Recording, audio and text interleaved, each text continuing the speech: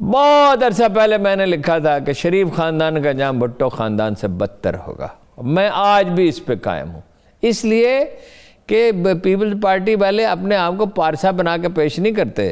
جھوٹ تو حسب توفیق بولتے ہیں، مگر زرداری صاحب یہ بھی کہہ دیتے ہیں کسی کے اکاؤنٹ میں اگر میرے پیسے نکل آئے تو وہ قصوروار ہے. مطلب اشارتاً کہتے ہیں ہاں قصور میں نے کیا لیکن پکڑا نہیں جاؤں گا. یہ تو کہتے ہیں نا ہم کرائم بھی کریں گے اور ہمیں مقدس اور پارسا بھی سمجھا جائے.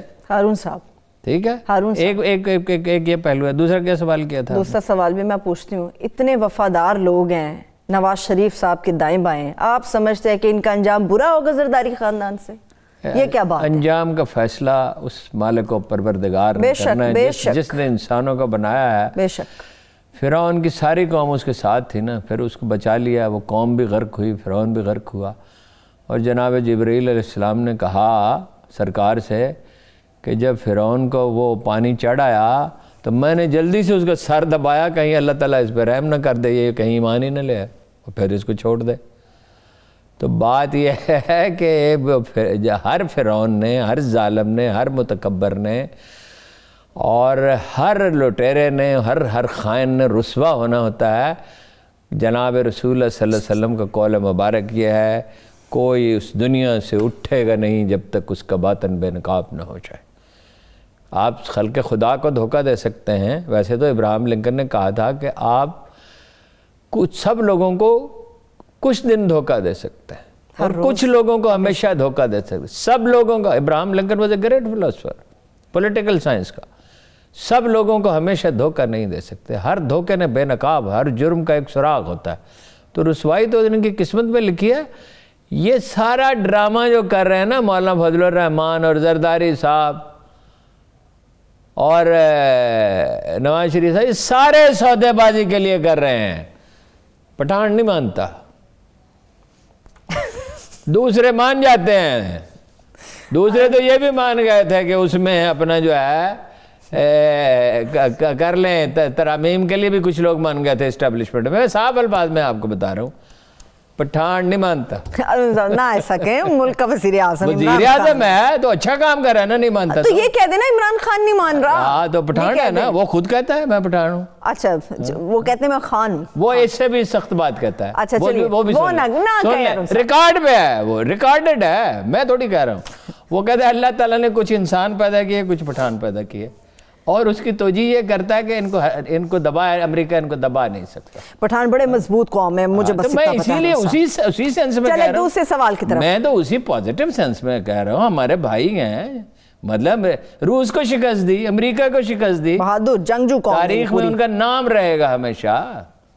مقدمہ کیوں نہیں لڑا نواز شریف صاحب نے؟ لو بھائی، مقدمہ تو ان کے ہی خلاف تھا، نواز شریف اور زرداری صاحب کے خلاف. بھائی وہی تو اس میں پکڑے جانے تھے. تو کوئی اب میں جا کے عدالت میں کہوں کہ جی یہ کیس چلاؤ اور پیسے میں نے چوری کیے ہوں، وہ کرپٹ ہے، پاگل نہیں ہے. شیخ صاحب کہتے ہیں یہ پینما 2 ہے، اس میں بھی پھنسیں گے اور پہلے سے زیادہ اس میں لازماً پھنسیں گے. بھئی شیخ صاحب کا آپ ذکر کرتے ہیں، وزیر داخلہ بڑی خراب ہوتی ہے. وزیر داخلہ. اچھا وزیر داخلہ صاحب صحیح کہتے ہیں.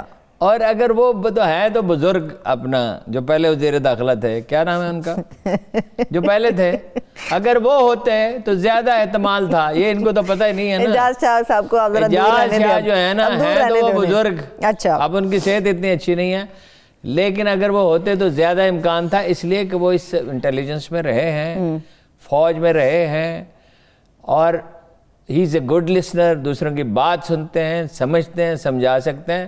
شیخ صاحب کو تو اپنی ساری انرجی سیاست میں کھپا دیتے ہیں، اس لیے ریلوے کا بھی بھلا نہیں کر سکے اور بھی کوئی کارنامہ مشکل ہی سے. آپ نے اپوزیشن کی بات کی، تینوں جماعتوں کی آپ نے بات کی. ہارون صاحب الائنس کے اوپر سوال کر لیتی ہوں آپ سے. 19 جنوری کو الیکشن کمیشن کے باہر یہ لوگ کیا کرنے جا رہے ہیں؟ کچھ بھی نہیں ہوگا. کیا مطلب ہے؟ بلاول نے انکار کر دیا ہے. مصروف ہوگا بلاول؟ مصروف، بڑا مصروف. وہ اپنا سٹیل مل چلا رہا ہے، بڑا مصروف ہے. تو پھر کہاں ہے؟ تو سیاست انکار کر دے رہے. بھائی Peoples Party for all practical purposes P D M سے الگ ہو چکے، دکھاوے کے لیے شامل ہے. زرداری صاحب کے کچھ مطالبات ہیں جو امید اب مان لیے جائیں گے. یہ مطالبات کن سے ہیں؟ مولانا اسٹیبلشمنٹ سے، اور کس سے؟ اچھا ٹھیک. اسٹیبلشمنٹ تو نہیں چاہتی تھی یہ ماز کھولنا، تو پٹھان کھڑا ہو گیا. اچھا چلیے، ملک کا وزیر اعظم تو اور بھی کے معاملات میں کھڑا ہے. آپ کا خیال ہے وہ برا بنے گا جب میں اس کو پٹھان کا؟ میں نے کب کہا؟ وہ خوش ہوتا ہے، خوش ہوتا ہے، ایسی بات نہیں. چلیے ہارون صاحب، مولانا صاحب کے بارے میں بتائیں. 19 جنوری کو تو وہاں الیکشن کمیشن کے باہر پورے مل جل کے یہ جا رہے ہیں. نیب کے اندر جب پیشی ہوگی تو وہاں پہ مولانا صاحب کیا کریں گے؟ وہ تو کہتے ہیں میں جاؤں گا. نہیں جائیں گے؟ نہیں جائیں گے تو پکڑے جائیں گے نا بھائی. اسٹیٹ کو میں لال مسجد میں گیا، انہوں نے مجھے بلایا، وہ اخبار نویسوں سب سے مل رہے تھے، مجھے بھی بلایا کہ ہمارے بارے میں لوگ کیا کہتے ہیں. میں نے کہا مجھے نہیں پتا کیا کہتے ہیں، مگر میں آپ کو بتا رہا ہوں کہ اسٹیٹ ریئیکٹ کیا کرتی ہے. آپ کو ڈاکٹر عبدالقدیر خان کے ذریعے 100 ایکڑ زمین کی پیشکش کی. 100 ایکڑ شہر سے باہر. بھائی تعلیمی ادارے تو شہر سے باہر بھی بنتے ہی ہیں، اور پھر وہاں آبادیاں بس جاتی ہیں. جہاں تعلیمی ادارے ہوں وہاں آبادیاں بس جاتی ہیں. 100 ایکڑ پہ جو ہوتا، بہت سارے کورسز وہ کراتے ہیں، آئی ٹی بھی پڑھاتے، سائنس بھی پڑھاتے، انگریزی بھی پڑھاتے. تو 100 ایکڑ دیتے تو کچھ نہ کچھ پیسے بھی حکومت دیتی. انہوں نے کہا جی نہیں. ٹھیک. میں نے کہا نہ کریں. میں نے پوچھا یہ جو تعمیرات آپ نے کی ہیں ہارٹ آف اسلام آباد میں، ان کی منظوری کرائی ہے؟ انہوں نے کہا نہیں. میں نے کہا E7 میں جو اتنی بڑی بلڈنگ بنائی وہیں ملاقات ہوئی تھی، اچھا یہ اس کی منظوری لے؟ انہوں نے کہا نہیں. میں نے کہا نہ کریں، اس کا انجام بہت خراب ہوگا.